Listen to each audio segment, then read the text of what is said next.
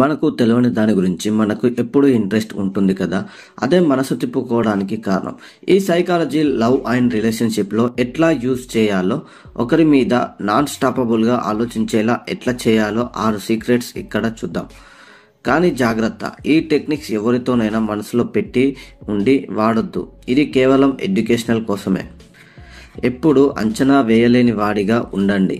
మనిషి మనసు మిస్టరీ, కొత్త అనుభవాల వైపు అట్రాక్ట్ అవుతుంది. మీరు ఎప్పుడు ఒకేలా ప్రవర్తిస్తే అది బోర్ అవుతుంది.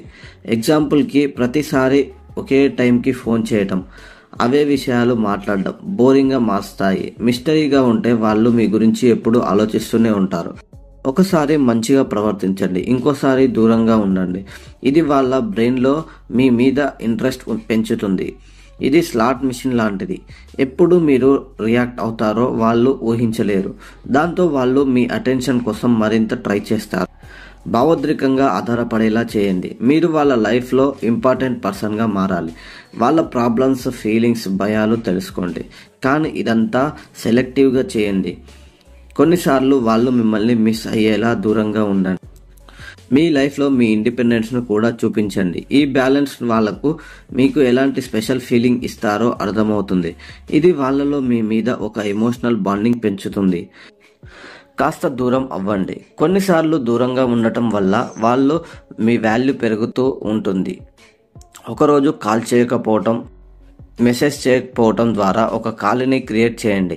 ఇది వాళ్ళ బ్రెయిన్లో ఎందుకు మాట్లాడలేదు అని ప్రశ్నలు తెస్తుంది.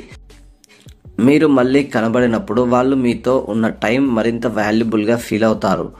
ఇది చాలా జాగ్రత్తగా చేయాలి. ఎప్పుడు దూరంగా ఉండడం కూడా సరికాదు. మీ ఫీలింగ్స్ మొత్తం బయట పెట్టండి. మీరు ఎప్పుడు ఓవర్గా ఎగ్జైటెడ్గా ప్రవర్తిస్తే మీ మీద వాళ్ళ ఇంట్రెస్ట్ తగ్గిస్తుంది.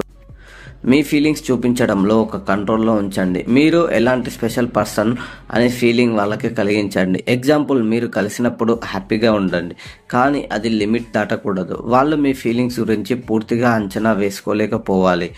ఇది వాళ్ళని మీ గురించి మరింత ఆలోచింపజేసేలా చేస్తుంది. అసూయ చూపండి. ఒకరితో వేరే వాళ్ళు మాట్లాడడం చూసి జెలసీ అయితే అది మీ వీక్నెస్ అండ్ ఇన్సెక్యూరిటీని చూపిస్తుంది. అందువల్ల ఎవరున్నా కూల్గా ఉండండి. మీ మీద కాన్ఫిడెన్స్, ధైర్యం కలిగి ఉండే పర్సన్గా ఉండండి. జెలస్ లేకపోతే మిమ్మల్ని కాన్ఫిడెన్స్గా, స్ట్రాంగ్గా చూపిస్తుంది. ఇది మీ మనసు మరింత అట్రాక్టివ్గా చేస్తుంది. వాళ్ళు మీపై మరింత ఇంట్రెస్ట్ పెంచుకుంటారు.